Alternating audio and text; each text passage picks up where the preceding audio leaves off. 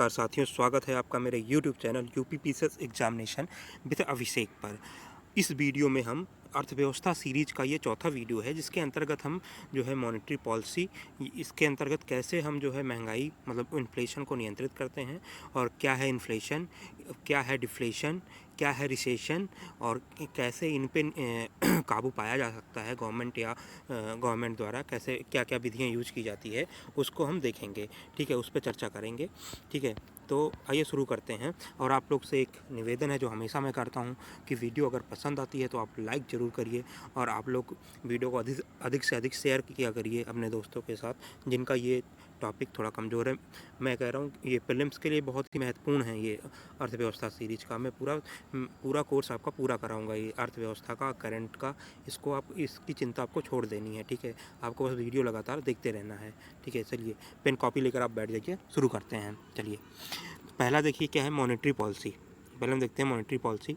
Monetary policy क्या है कि ये जो है अब एक समिति द्वारा इन्फ्लेशन को नियंत्रित करने के लिए किया जाता है, जिसे बोलते हैं मॉनेटरी पॉलिसी कमेटी, जिसमें 3 मेंबर गवर्नमेंट की तरफ से होते हैं और 3 मेंबर जो है आरबीआई की तरफ से होते हैं। जो आरबीआई का गवर्नर होता है ये इसका हेड होता है। ठीक है, अब इसके अंतर्गत क्या होता है कि कैसे जो है ये आरबीआई जो है मौद्रिक नीति के माध्यम से साख पर नियंत्रण रखता है। ठीक है, तो इसमें 2 तरीके होते हैं इनके पास। एक होता है क्वांटिटेटिव, ठीक है, क्वांटिटेटिव होता है, दूसरा होता है क्वालिटेटिव। ठीक है, अब इसमें इसके और भी नाम है, जैसे जो क्वांटिटेटिव है, मतलब क्वांटिटी का मतलब है ना कि संख्याएं, तो इसमें क्या हो जाएगा परिमाणात्मक, सामान्य, मात्रात्मक। देखिए मात्रात्मक होती है ना, जो क्वांटिटी का मतलब ही मात्रा से होता है, तो क्वालिटी का गुणवत्ता से होता है। यहाँ क्वालिटेटिव है, देखिए गुणवत्ता हो या चयनात्मक हो गया, तथा प्रत्यक्ष हो गया। प्रत्यक्ष रूप से कैसे आरबीआई जो है मनी सर्कुलेशन को रोकता है या बढ़ाता है मार्केट में। देखिए इसके पहले वाले लेक्चर में अगर आपने नहीं देखा है तो उसका लिंक मैंने डिस्क्रिप्शन में डाल दिया है, वो देख लीजिएगा, तभी ये समझ में आएगा। ठीक है, इसमें क्या करते हैं जो मतलब मात्रात्मक पद्धति है, इसके अंतर्गत क्या करते हैं कि सीआरआर और एसएलआर इनका यूज करके, या तो मतलब कि क्या करेंगे मनी का मतलब अगर सीआरआर एसएलआर को बढ़ा देते हैं तो क्या होता है, ये सब पीछे वाले लेक्चर में जो तीसरा लेक्चर था उसमें मैंने इसमें बताया था। तो बढ़ा देते हैं तो उससे जो है मनी की सप्लाई जो है मार्केट में कम हो जाती है। ठीक है, फिर उसके बाद एक नया टर्म आ गया ओपन मार्केट ऑपरेशन। ठीक है, खुले बाजार में की प्रक्रियाएं, ये जो है आगे हम अभी इसी लेक्चर में देखेंगे क्या होता है। और फिर पॉलिसी रेट क्या है, repo rate, reverse repo rate, bank rate, MSF, ये हम कल इसको देखे थे कैसे इसके थ्रू जो है आरबीआई जो मनी का जो सर्कुलेशन है मार्केट में उस पर कंट्रोल करता है। ठीक है, इसके थ्रू ये कर रहा है। दूसरा क्या हो जाएगा क्वालिटेटिव मतलब गुणवत्ता या चयनात्मक रूप से कैसे आरबीआई करता है, तो इससे सीधा हस्तक्षेप करता है आरबीआई। पहले क्या करेगा, साख राशनिंग कर देगा। राशनिंग द कंज्यूमर क्रेडिट, मतलब वो कर देगा कि आपको जिनकी क्रेडिट अच्छी है केवल उन्हीं को लोन देना है। ठीक है, उसके बाद प्रत्यक्ष कार्रवाई, अगर जो है कोई भी बैंक जो नॉर्म्स है आरबीआई के उसको फॉलो नहीं कर रही है तो उस पर वो प्रत्यक्ष कार्रवाई कर सकता है। उपभोक्ता साख नियमन, मतलब जो कंज्यूमर है उसका जो है क्रेडिट रेगुलेशन करेगा ये। ठीक है, फिर पीएसएल क्या है प्राइमरी सेक्टर लेंडिंग हो जाएगा, और डाउन पेमेंट निर्धारित करेगा कि जो प्राइमरी सेक्टर लेंडिंग आपको देना है उस पर इतना डाउन पेमेंट आपको लेना है। ठीक है, जिससे क्या हो जाएगा कि अधिक से अधिक ये लोन जो है नहीं दे पाएंगे, तो उसमें कटौती होगी जो है तरलता में। ठीक है, सीमांत आवश्यकता में परिवर्तन। ठीक है, नैतिक दबाव, मतलब उन पर नैतिक दबाव बनाएगा आरबीआई कि आप जो है अधिक से अधिक पैसा मत बांटिएगा मतलब कि बाज़ार में। ठीक है, और डिफरेंट ब्याज दर, डिफरेंट ब्याज दर। फिर एसएचजी बैंक लिंकेज कार्यक्रम, जो सेल्फ हेल्प ग्रुप्स होते हैं उनमें बैंक और उनका जो है लिंक बैंक से होता है, उसको कंट्रोल करने की कोशिश करेगा कि वहाँ पे अगर मान लीजिए इन्फ्लेशन कंट्रोल करना है तो पैसा अधिक नहीं जाने देना है, और अगर इन्फ्लेशन मतलब कि अगर मांग बढ़ानी है, ठीक है, मांग बढ़ानी है, डिफ्लेशन है, मांग बढ़ानी है, तो क्या करना है कि जो है वो मतलब कि पैसा अधिक देना है तो उसके थ्रू भी ये करता है। फिर मार्जिन, जिस मात्रा पर किसी भी वित्तीय संस्था को या बैंक को ऋण देने से देने से मना करता है, ठीक है, मार्जिन रेट। आइए देखते हैं अगला। अब क्या है खुले बाजार की क्रियाएं, मतलब जो ये ओपन मार्केट ऑपरेशन है, इसके थ्रू कैसे आरबीआई जो है तरलता को मतलब कि रोकता है बाजार में जो है तरलता को नियमित करता है। देखिए आरबीआई द्वारा गवर्नमेंट सिक्योरिटी का बाजार में क्रय विक्रय करना ही, मतलब जो आरबीआई है वो बाजार में जो गवर्नमेंट सिक्योरिटी होती हैं उनका क्रय विक्रय करता है, उसी को कहते हैं क्या, गवर्नमेंट मतलब कि ओपन मार्केट ऑपरेशन, उसी को ओपन मार्केट ऑपरेशन करते हैं, गवर्नमेंट सिक्योरिटी का क्रय विक्रय। सरकार को जब पैसे की ज़रूरत पड़ती है तो आरबीआई को वो गवर्नमेंट सिक्योरिटी देती है, जिसपे आरबीआई उन्हें कैश जो है छाप के देता है, नोट जो है छाप के देता है। अब फिर उसके बाद जब आरबीआई क्या करता है, जब सिक्योरिटी को दूसरे बैंक को बेच देता है तो बैंकों के पैसा बचने से, जैसे क्या होगा कि आरबीआई ने मान लीजिए एसबीआई को बेचा, तो एसबीआई को जब बेचेगा तो एसबीआई का जो पैसा है वो आरबीआई के पास चला जाएगा, तो एसबीआई का पैसा आपके पास जो है लोन देने के लिए कम पैसा बचेगा। जब लोन देने के लिए कम पैसा बचेगा तो जो मार्केट में तरलता है, मतलब मुद्रा कम बचेगी, तो इससे क्या होगा कि इन्फ्लेशन कंट्रोल होगा, मतलब मांग कम होगी तो इन्फ्लेशन कंट्रोल होगा। आगे इन्फ्लेशन जब हम पढ़ेंगे तो ये सब आप कनेक्ट कर लेना, ठीक है, तो अच्छे और अच्छे समझ आएगा। मंदी में क्या होता है, जब मंदी का दौर होता है तो आरबीआई यही उल्टा करेगा इसका, ठीक है। मंदी में आरबीआई अन्य बैंकों से सिक्योरिटी खरीदता है। अब देखिए जब खरीदेगा तो अब खरीद रहा है तो पैसा देगा, जब उनको पैसा दे रहा है तो घरेलू बाजार में लोन अधिक देंगे, जब लोन देंगे तो डिमांड बढ़ेगी तो सारा उत्पादन बढ़ेगा, तो ऐसे करके जो है ये साइकिल चलने लगेगी, तो उससे मंदी से निपट लेगा, ठीक है। और ये जो ओपन मार्केट ऑपरेशन से तरलता का रेपो रेट की तुलना में दीर्घकालिक समायोजन होता है, ठीक है। इस कैसे, जैसे कभी कभी क्या होता है कि जो रेपो रेट है, आरबीआई ने तो रेपो रेट बढ़ा दिया, ठीक है, रेपो रेट कम, मान लीजिए कम, एक उदाहरण देते हैं, अभी हाल में जो देखने में आया है कि आरबीआई रेपो रेट कम करता चला जा रहा है, लेकिन बैंक क्या हो रहा है उस तुलना में ब्याज दर नहीं घटा रहे हैं, जिससे मार्केट में उतनी तरलता नहीं आ पा रही जितना आरबीआई चाह रहा है। लेकिन तो ये हो गया, ठीक है। और इसमें क्या है, ओपन मार्केट ऑपरेशन में इसमें आरबीआई डायरेक्ट जो है वो मतलब वो खरीद रहा है गवर्नमेंट सिक्योरिटी, जिससे बेच रहा है, जब तो उसके पास जो है, जब खरीद रहा है तो पैसे जो है वो तुरंत मार्केट में आ जा रहा है, और जब बेच रहा है तो पैसा उसके पास आ जा रहा है, ठीक है। आइए आगे देखते हैं। अब मुद्रास्फीति क्या होती है, इन्फ्लेशन, ठीक है, आपका ये लेक्चर यहाँ से बहुत ही इंपॉर्टेंट हो जाता है। अब देखिए इन्फ्लेशन क्या होता है, तो जब वस्तुओं की आपूर्ति कम होने पर मांग बढ़ जाती है, जिससे वस्तु के मूल स्तर में वृद्धि हो जाती है, तो मुद्रा का मूल गिर जाता है, उसे मुद्रास्फीति कहते हैं।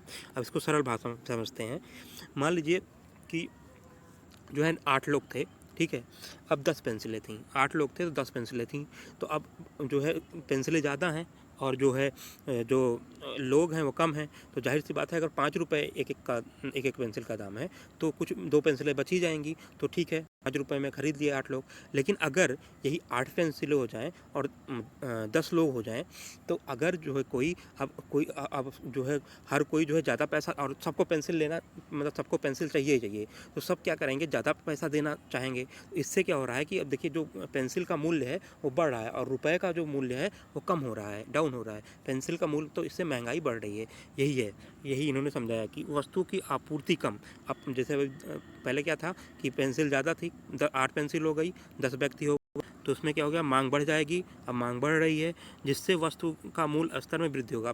प्रत्येक को चाहिए, तो अगर पहले 5 दे रहा था तो 6 भी वो देने को तैयार हो जाएगा, 7 रुपये भी देने को तैयार हो जाएगा, तो इससे मूल गिरता है, जिससे मुद्रास्फीति कहते हैं। ये 2 प्रकार की होती है मुद्रास्फीति, 2 प्रकार की होती है। कौन सी, देखिए एक होती है मांग जनित, ठीक, डिमांड पुल, ठीक है, एक मांग जनित होती है डिमांड पुल, और एक लागत जनित होती है जो कि कॉस्ट पुल होती है। मांग जनित क्या होती है, पूर्ति मुकाबले वस्तु की मांग बढ़ने पर, तो भारत जैसे देशों में ये डिमांड पुल जो है, इन्फ्लेशन यही होता है कि मतलब जो पूर्ति के मुकाबले आपूर्ति कम हो रही है लेकिन मांग अधिक हो जा रही है, लोगों के पास पैसा अधिक आ जा रहा है तो वो मांग ज़्यादा कर रहे हैं। और लागत जनित में क्या है, कॉस्ट पुश में क्या है, उत्पादन लागत बढ़ने पर वस्तुओं की कीमत का बढ़ना। उत्पादन लागत जैसे आप सीमेंट या बिजली का बिल, कोयला या परिवहन, जब इन चीज़ों को जो पेट्रोल डीजल देंगे तो इससे ये लागत जनित मुद्रास्फीति होगी, जिससे कि महंगाई बढ़ेगी या मजदूरी दर जब बढ़ेगी तब भी ये जो है लागत जनित ही आ जाएगी।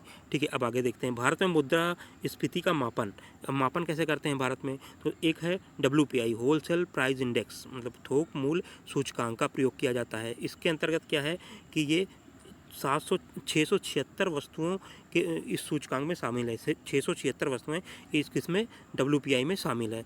इसका आधार वर्ष क्या है 2011-12 है, जो कि GDP के नापने का आधार वर्ष यही 2011-12 है। ये क्वेश्चन पूछ सकते हैं कि WPI का जो है आधार वर्ष क्या है 2011-12 है। इस सूचकांक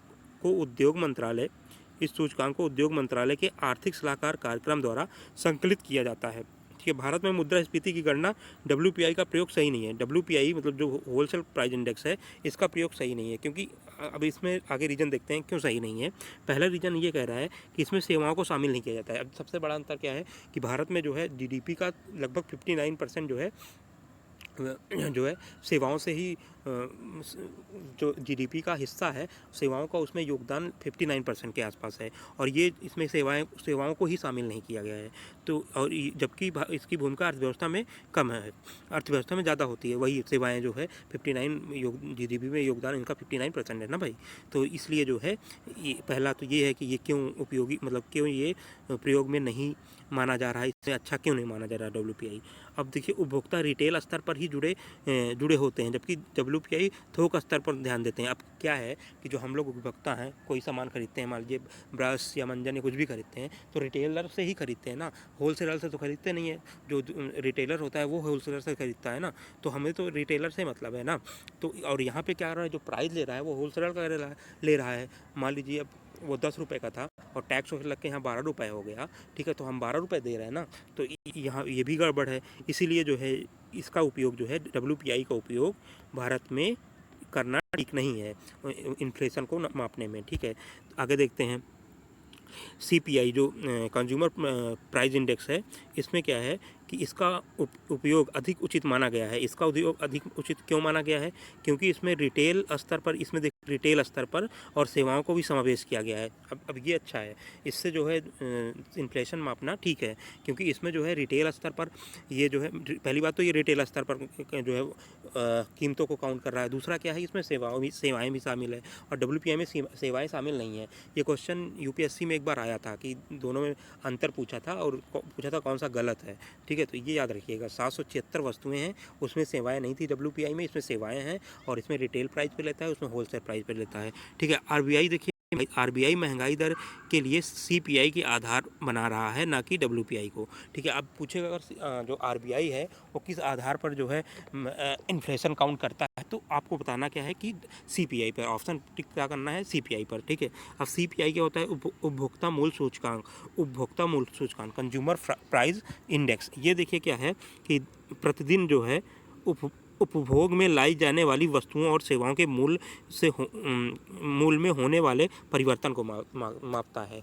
प्रतिदिन जो है जो उपभोक्ताओं द्वारा वस्तुओं और सेवाओं के उपभोग में लाई जाने वाली वस्तुओं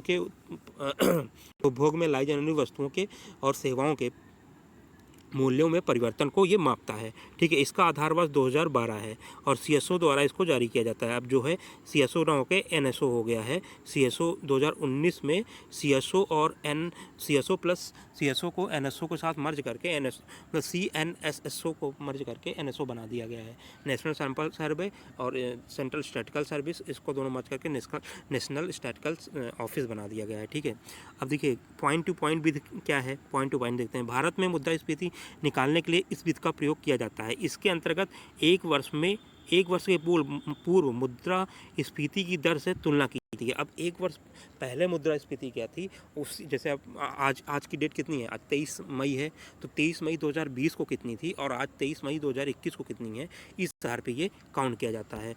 पॉइंट टू पॉइंट विधि। और आधार विधि क्या है, आधार प्रभाव क्या होता है, कभी कभी सांख्यिकीय रूप से मुद्रास्फीति की दर अनावश्यक रूप से अधिक ऊंची हो जाती है, कम दिखाई देती है, तो इसे आधार प्रभाव कहा जाता है। मतलब कभी कभी ऐसा होता है कि मुद्रास्फीति की दर ऊंची हो जाती है, लेकिन हमें जो है कम दिखाई देती है, क्योंकि ये आधार वर्ष क्या था, 2012 है ना, सीपीआई से अगर नापोगे 2012 है, और अगर जो है उससे नापेंगे आप क्या बोलते हैं डब्ल्यूपीआई से, तो 2011-12 है। ठीक है, तो इसके मतलब इस जो आधार प्रभाव है इसी के कारण जो भी बहुत ऊंची होती है, लेकिन हमें जो है वो जो है कम दिखाई पड़ता है। ठीक है, आधार प्रभाव उत्पन्न करने वाली वस्तुएं। अब देखिए इसमें क्या है कि जो मतलब जैसे आधार प्रभाव के आधार पर नाप रहे हैं, तो कभी कभी वास्तविक मतलब जो वास्तविक मुद्रास्फीति है, जैसे अभी जो मुद्रास्फीति है मान लीजिए ज़्यादा है, लेकिन हम 2012 की वस्तुओं की कीमत से नापेंगे ना उसको, तो उससे जो है कम प्रतीत होगा। तो इसमें क्या हो रहा है कि आधार प्रभाव जो, इसी को आधार प्रभाव कहते हैं।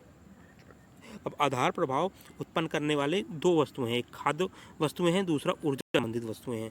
खाद्य वस्तुएं क्या होता है, इनकी कीमत में उतार चढ़ाव मानसून की स्थिति पर निर्भर करता है। हाँ सही बात है भाई, मानसून की स्थिति, अगर मानसून जो है सही है, मानसून मतलब अगर टाइम पे आता है और मानसून में कोई गड़बड़ियाँ नहीं है, तो जो है कृषि अच्छी होगी, तो खाद्य वस्तुओं की आपूर्ति अच्छी होगी, तो इन्फ्लेशन नहीं आएगा। कृषि, और इसमें क्या है, भारतीय कृषि का लगभग 7% मानसून पर निर्भर है, तो इसीलिए जो है ये खाद्य जो है वस्तुओं पर प्रभावित करती है आधार वर्ष।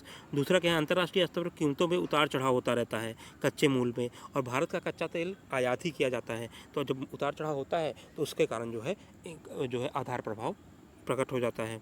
ठीक है, ये देते हैं भारत में मुद्रास्फीति के कारण। भारत में क्या है मुद्रास्फीति के कारण, नंबर 1 मांग कारण। देखिए मांग जनित कारण क्या है, पहले लोगों की आय में वृद्धि होने से, जैसे लोगों की आय में वृद्धि क्या है, मनरेगा जब से आया तब से ग्रामीण क्षेत्रों में लोगों की आय में वृद्धि हुई। और क्या हुआ, जैसे जो कृषि कार्य में लगे थे लोग, वो जो मजदूरी करते थे या अन्य कोई कंस्ट्रक्शन काम में करते थे, तो मनरेगा से कम उनको वेतन मतलब कि मानदेय नहीं दिया जा सकता था, तो जिससे क्या हुआ कि उनकी आय में वृद्धि हुई। जब उनकी आय में वृद्धि हुई तो ग्रामीण सेक्टर पर डिमांड मतलब मांग में वृद्धि हुई। ठीक है, दूसरा क्या है, सरकारी व्यय में वृद्धि। सरकार जो है अधिक से अधिक जब व्यय करेगी, जो अब मतलब कि ज़्यादा से ज़्यादा पैसा आएगा तो लोग ज़्यादा खरीद लोगों की मांग बढ़ेगी। ठीक है, दूसरा है बैंकों द्वारा लोगों को अधिक ऋण दिए जाना। ठीक है, ये समझ रहे हैं ना, बैंकों द्वारा ब्याज दर कम, जब ब्याज दर कम होगा तो लोग अधिक ब्याज लेंगे और निवेश करेंगे, जिससे और लोगों की आय बढ़ेगी तो फिर से मांग बढ़ेगी। ठीक है, सरकार द्वारा प्रत्यक्ष कर में कम कर देना, अप्रत्यक्ष कर कम हो जाएगा तो लोगों को कम कर देना पड़ेगा, जिससे उनके पास अधिक पैसा होगा और अधिक मांग कर सकेंगे वो। ठीक है, और फिर प्रत्यक्ष कर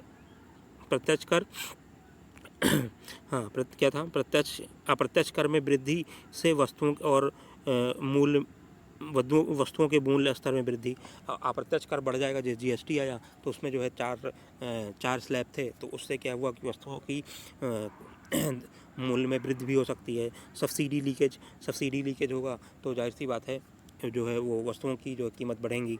ठीक है, अब लागत प्रेरित या पूर्ति की कमी जनित के कारक, पहला क्या था, मांग जनित, डिमांड कैसे, डिमांड बढ़ेगा तो डिमांड जब बढ़ेगा तब मुद्रास्फीति आएगी। दूसरा क्या था कि कमी, मतलब कि आपूर्ति कम हो रही है, जितनी डिमांड है उतनी नहीं हो रही है।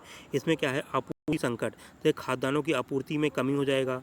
प्राकृतिक, मान लीजिए मानसून जो है मतलब कि ठीक से नहीं आया तो 60% कृषि क्या है भारत पर निर्भर है, और मानसून में गड़बड़ी हुई तो जो है सीधा खाद्य की आपूर्ति में कमी होगी। जैसे हम देखते हैं कि प्याज की कीमतें कभी कभी बहुत ज़्यादा बढ़ जाती हैं। ठीक है, और ऐसे ही देखते हैं। ठीक है, दूसरा क्या है, अल नीनो क्या है, अल नीनो जब आता है तब भी जो है मानसून पर विपरीत प्रभाव पड़ता है। जब मानसून पर विपरीत प्रभाव पड़ेगा तो जो है खाद्य वस्तुओं की जो है उत्पादन कम होगा तो आपूर्ति कम होगी, जिससे कि जो है उसकी कीमत बढ़ेगी।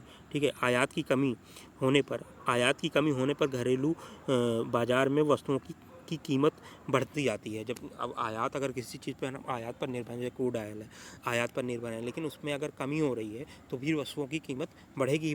ठीक है, तीसरा क्या है, वैश्विक कारण क्या है, देखिए कच्चे तेल के मूल्य वृद्धि।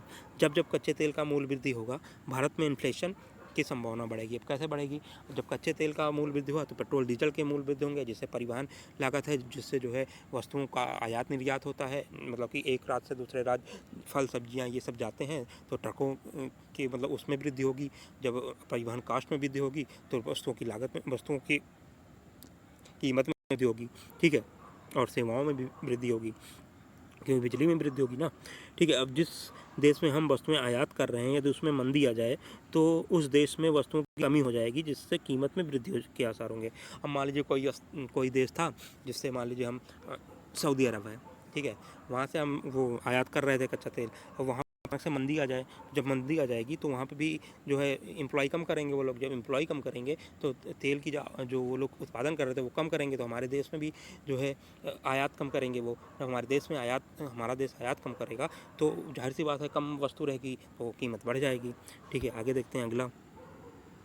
अन्य महत्वपूर्ण कारण क्या है? वृद्धि।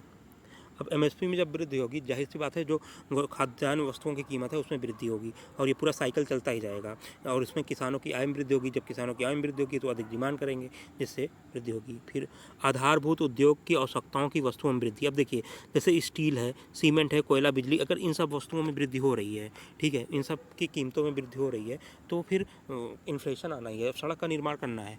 ठीक है, और जिसके लिए तो अगर सीमेंट कोयला और बिजली में वृद्धि हुई है, उनकी कीमत में वृद्धि हुई है, तो सड़क के निर्माण का जो काश है वो भी बढ़ जाएगा। तो जिससे क्या होगा कि हमें सारा चीज़ उसी के अकॉर्डिंग होगा। ठीक है, आगे चलते हैं। मुद्रास्फीति का प्रभाव देखते हैं। ये भी पूछता है एग्जाम में कि मुद्रास्फीति का प्रभाव, जैसे कौन लाभी को, मतलब कि किसको लाभ होगा किसको हानि होगा। देखते हैं लाभान्वित वर्ग, कौन कौन से वर्ग लाभान्वित होते हैं। ऋणी जो होता है वो लाभान्वित होता है। जिसको लोन देते हो आप, जो ऋणी है, जो लिया है, वो लाभान्वित होगा। कैसे? मान लीजिए उसने 15 रुपये, मतलब कि 1 किलो गेहूँ लिया था, वो 15 रुपये का था उसमें, ठीक है, तो अभी जो है वो गेहूँ 17 रुपये हो गया है और 1 किलो आपको वापस कर रहा है, तो जो है वो 15 रुपये ही करेगा ना। 15 रुपये का जितना था उतना ही करेगा ना आपको, क्योंकि आपसे 15 रुपये ही तो लिया था वो, तो उसका जो है 2 रुपये तो बचत हुई उसको। तो ये हो गया ऋणी। ऋणी को क्या होगा? लाभ होगा। दूसरा होगा कृषक, उत्पादक और व्यापारी वर्ग। इनको जो है अब जब मतलब जैसे ही कीमतें बढ़ेंगी तो जो बढ़ी कीमत वो मिलेगी ना, तो इनको भी फ़ायदा होगा। रोजगार में वृद्धि होगा। ठीक है, परिवर्तनशील आय समूह वाले लोगों को वृद्धि होगा, जैसे जो म्यूचुअल फंड, शेयर बाजार, इन सब चीज़ों में पैसे लगाए रहते हैं उनको भी जो है इससे लाभ होगा। दूसरा क्या है? आयात बढ़ेगा, इससे आयात बढ़ेगा। ठीक है, अब मुद्रास्फीति जब होगी तो आयात बढ़ेगा। वह हानि किसको किसको होता है? ऋणदाता, जो ऋण दिए रहेगा, वो हो गया। उपभोक्ता, अब हम लोग जैसे जो कंज्यूमर हैं, जैसे अब कोई वस्तु 4 रुपये की थी वो 5 की हो गई, तो कंज्यूमर को हानि हुआ ही हुआ। ठीक है, फिर उसके जिनके पास सरकारी बॉन्ड, जीवन बीमा है, ठीक है। स्थिर आय वाले समूह, जिनका मतलब कि स्थिर, जो पेंशनर हैं या वेतनभोगी हैं, जो स्थिर आय वाले हैं, इनको जो है नुकसान होगा। बैंकों में जमा कोष में लोग, जैसे जो सेविंग अकाउंट्स हैं इसमें जो जमा है, और स्फीति की दर बैंक के प्राप्त ब्याज दर से अधिक होती है। मान लीजिए 4 रुपये आपको मिल रहा है और 6% वो है मुद्रास्फीति है, तो 2% का आपको घाटा हुआ ना। सार्वजनिक बचत की कमी, ठीक है, और निर्यात जो है घटेगा। ठीक है, निर्यात को निगेटिव प्रभाव पड़ता है। और खाद्य मुद्रास्फीति का कारण हो जाएगा, खाद्य मुद्रास्फीति का कारण हो जाएगा अनियमित मानसून। अभी पहले ही हम बता चुके हैं।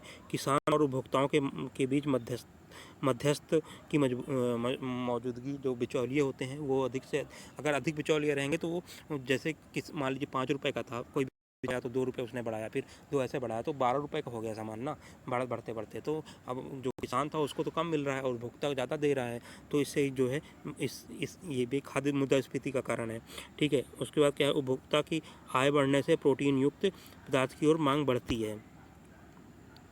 अब मुद्रास्फीति को रोकने का उपाय क्या है, आइए देखते हैं। उपाय हो सकता है आरबीआई द्वारा संकुचनकारी मौद्रिक नीति अपनाकर। संकुचनकारी क्या है कि तरलता को कम कर मुद्रा की तरलता को कम कर जो अधिक पैसा दे रहे थे, जो है अधिक ब्याज, गवर्नमेंट जो बैंक जो है अधिक लोन दे रहे थे उसको कम कैसे करेंगे?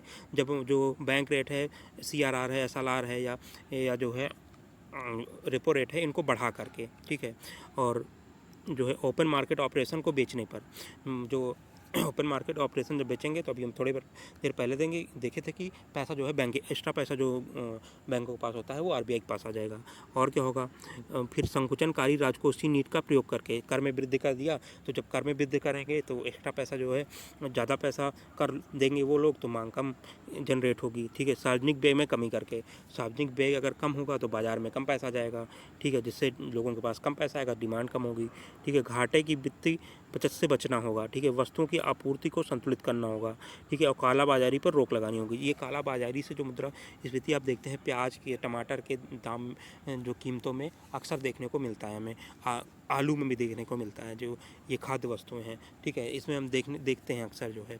तो काला बाजारी, अब क्या हुआ कि स्टॉक रोक लिया उन्होंने, होल्ड कर लिया, अब मांग ज़्यादा से मांग बढ़ती जा रही है और आपूर्ति उतनी हो नहीं पा रही, तो वस्तुओं के दाम बढ़ते जा रहे हैं, ठीक है।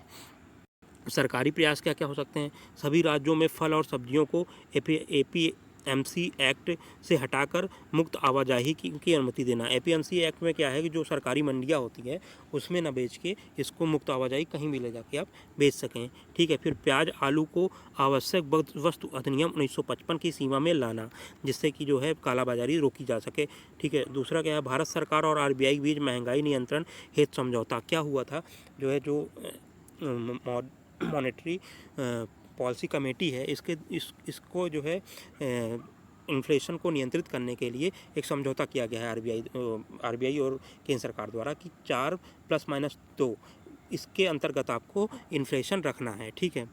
और ग्रोथ रेट बढ़ती है तो मुद्रास्फीति की दर भी बढ़ेगी। जाहिर सी बात है, जब ग्रोथ रेट बढ़ रही है तो पैसा अधिक आ रहा है ना, जब पैसा अधिक आ रहा है तो मुद्रास्फीति बढ़ेगी ही थोड़ी बहुत।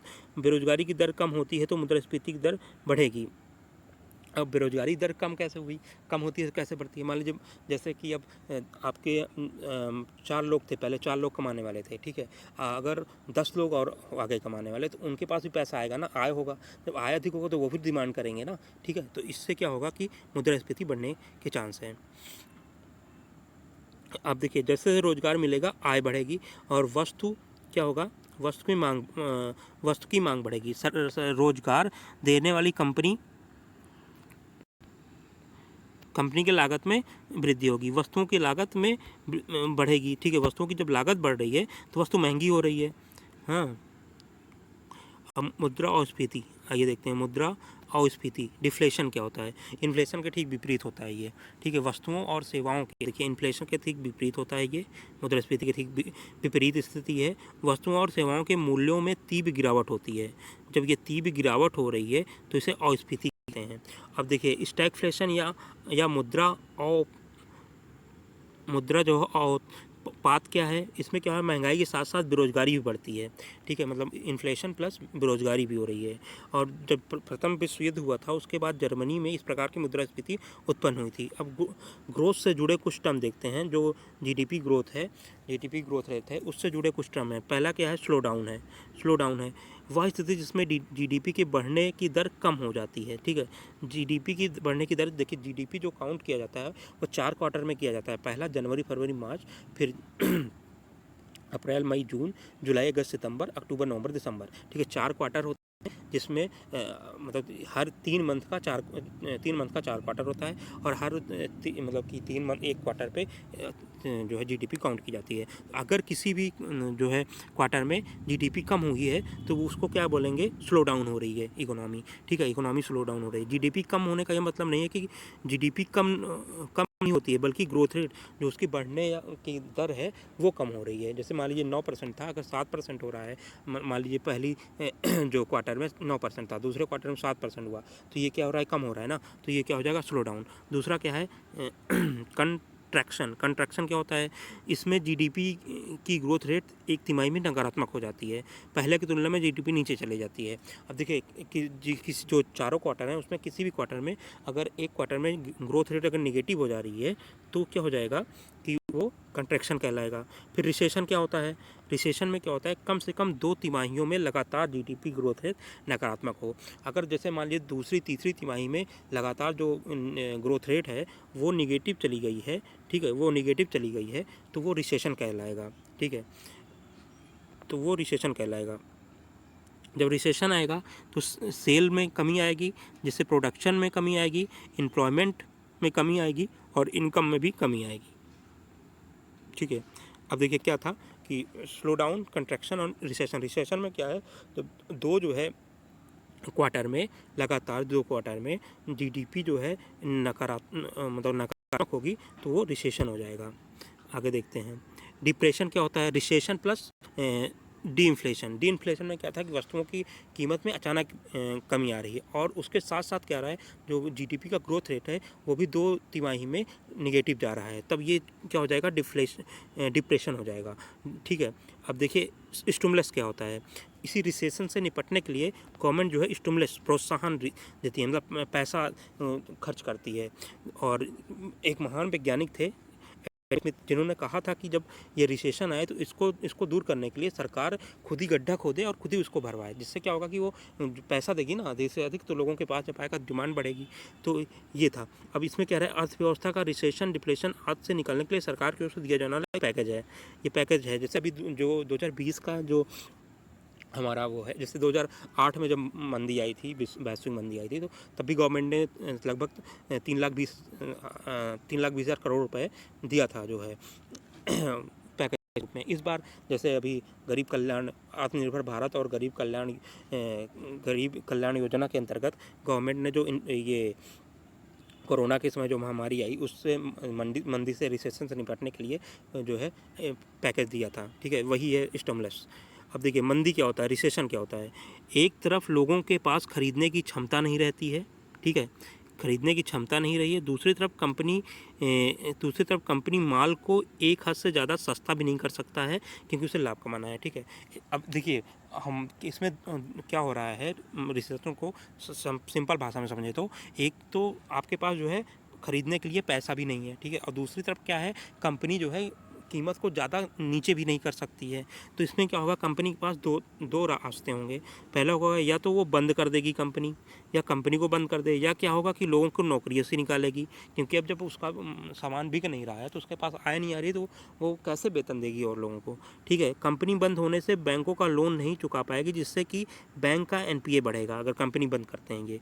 अगर ये जो है लोगों को नौकरी से निकालते हैं तो बेरोजगारी बढ़ेगी, जिससे बच्चों की शिक्षा पर असर पड़ेगा, क्योंकि जो बेरोजगार लोग होंगे उनके पास आय नहीं होगा तो वो अपने बच्चों को कैसे पढ़ाएंगे। ठीक है, और इससे डेमोग्राफिक डिविडेंड नहीं प्राप्त होगा। जब बच्चों को शिक्षा नहीं प्राप्त होगी तो जो डेमोग्राफिक डिविडेंड्स होता है, जो 15 वर्ष से 59 वर्ष के बीच जो कौशल युक्त जो हमारी जनसंख्या होती है उसको कहते हैं डेमोग्राफिक डिविडेंड, जिसका लाभ जो है कोई भी देश, इसमें भारत में डेमोग्राफिक डिविडेंड जो है प्राप्त है। ठीक है, अब देखिए महंगाई से लड़ने पे क्या होता है, और मतलब मौद्रिक नीति कौन सी अपनाई जाती है मंदी से उबरने के लिए और महंगाई से लड़ने के लिए। देखिए मंदी से उबरने के लिए जो CRR है, SLR है, इसको कम करेंगे, मतलब पैसा अधिक मार्केट में लाना है। ठीक है, तभी कम कर रहे हैं। Bank rate, repo rate, reverse repo rate को कम करेंगे। OMO मतलब कि ओपन मार्केट ऑपरेशन को खरीदना पड़ेगा, मतलब अब ये पीछे पड़ चुके हैं, वहीं से आप समझ रहे हैं। और महंगाई से लड़ने के लिए क्या कर रहे थे, अब पैसा कम करना है, मतलब मार्केट से पैसा कम करना है, तो उसमें क्या करेंगे, CRR बढ़ा देंगे, bank rate, repo rate, reverse repo rate बढ़ा देंगे, OMR को बेचने पड़ेंगे, जब बेचेंगे तो पैसा आएगा। ठीक है, आगे देखते हैं। अगर मंदी से निपटना है, क्या है, बैंकों के पास अधिक पैसा जाएगा। जब वो सब चीज़ें कम हुई हैं तो बैंकों के पास अधिक पैसा जाएगा। ठीक है, जिससे वो सस्ती दर पर लोन दे सकेंगे। जो सस्ती दर पर लोन दे सकेंगे, लोग जो है अधिक लोन लेंगे, बाज़ार में ज़्यादा खरीदारी करेंगे, जिससे बाज़ार में मंदी से उभरने लगेगा। इसे बोलेंगे ईज मनी पॉलिसी, मैंने इस जो ये प्रोसेस चला है इसको बोलेंगे ईज मनी पॉलिसी, मतलब पैसे की आपूर्ति अधिक हो गई है। और चीप मनी पॉलिसी, सस्ती ब्याज दर कम कर देना। ठीक है, सस्ती ब्याज दर करना। और महंगाई से निपटने के लिए क्या था, जब वो सब जो रेट थे, पॉलिसी रेट और CRR, SLR जब जो खरीदने लगे थे, OMR के तरफ खरीदने लगे थे, ठीक है, जो वो बढ़ गया था, तो इसमें क्या हो जाएगा कि बैंकों के पास कम पैसा आएगा, और बैंक कम से कम पहले से कम लाभ कमाने के लिए उतना ही ब्याज दर तो देना पड़ेगा, तो लोन महंगा हो जाएगा। और लोगों के पास लोग कम लोन लेंगे तो बाज़ार में कम पैसा जाएगा। ठीक है, बाज़ार में कम पैसा जाएगा तो कम मांग होगी, जिससे महंगाई नियंत्रित होगी। ठीक है, अब इसमें क्या है, राजकोषीय उपाय क्या हो इसका कि जो है जो मंदी से निपटने के लिए कि सरकारी खर्च को बढ़ाना होगा। वही हम कह रहे थे ना कि एडम स्मिथ ने कहा था कि सड़क में गड्ढे कर दो खुद ही, गवर्नमेंट से बोला आप गड्ढे करो, उसको भरने आप खुद ही करवाओ, जिससे कि अधिक से अधिक जो है पैसा लोगों के पास जाए। ठीक है, और प्रत्यक्ष करों में कटौती करो आप, तो इससे हो सकता है। अब देखिए जो SLR है और CRR है, उसकी अपेक्षा repo rate, reverse repo rate को अधिक जो है उपयोगी माना गया है। कैसे, जब CRR, SLR को बढ़ाते हैं तो बैंकों के पास कम पैसा बचेगा। लेने के लिए, ठीक है। ऋण महंगा हो जाएगा क्योंकि बैंक को लाभ कमाना है, ठीक है। अब निवेश, नौकरियां कम होगी, तो इससे क्या होगा, अब तो उस पर आप नियुक्ति कम कर सकता है, परंतु आयात तो होता रहेगा ना कच्चे तेल का। निर्यात कम हो जाएगा लेकिन आयात तो होता रहेगा, तो चालू घाटा हो जाएगा, चालू खाता घाटा बढ़ेगा, इससे राजकोषीय घाटा बढ़ेगा, ठीक है। अब देखते हैं व्यापार संतुलन की स्थिति। मूर्त मांग आपूर्ति बराबर स्तर पर हो, इसके लिए क्या है, ठीक है। कुछ वस्तुओं एवं सेवाएं ऐसी होती हैं जिनमें उनमें गिरावट वांछनीय नहीं होती है, सरकार इनकी न्यूनतम कीमत निर्धारित करती है, जैसे एमएसपी और न्यूनतम मजदूरी। ये ऐसी होती हैं जिनमें जो है कोई गिरावट महसूस नहीं, मतलब कि वांछनीय नहीं होती है, और इसमें सरकार इसको निर्धारित करती है, जैसे एमएसपी और न्यूनतम मजदूरी। परंपरागत तौर पर यह तर्क दिया जाता है कि जब सरकार करों में कटौती करती है तो घाटे का बजट बनाती है, जिससे उपभोक्ता कर से बचने के लिए अतिरिक्त आय का व्यय करते हैं, ठीक है। इसी के साथ ये लेक्चर कंप्लीट हो गया है। अगर इस वीडियो में आपको कोई टॉपिक नहीं समझ में आ रहा है तो आप इसी वीडियो के नीचे कमेंट करिएगा। मैं कमेंट में या जो अगला वीडियो बनाऊंगा उसमें सबसे पहले आपके प्रश्नों का मतलब जो भी डाउट है उसको हल करूंगा, फिर आगे बढ़ूंगा। और आप लोगों से, जैसा कि मैं हमेशा कहता हूं कि आप लोग एक परिवार की तरह हम लोग हैं, तो इसमें जो है आप लोग लाइक ज़रूर करिएगा और चैनल को फैलाने की कोशिश करिए। और साथ ही साथ जो है हम लगातार लगातार वीडियो डाल रहे हैं और लगातार डालते भी रहेंगे, आपके कोर्स को कंप्लीट करने की कोशिश करेंगे। और आपसे यही गुजारिश है कि जो है आप लोग मस्त रहिए, व्यस्त रहिए, पढ़ते रहिए तथा कोरोना काल में अपने परिवार का ध्यान रखिए, ठीक है। धन्यवाद।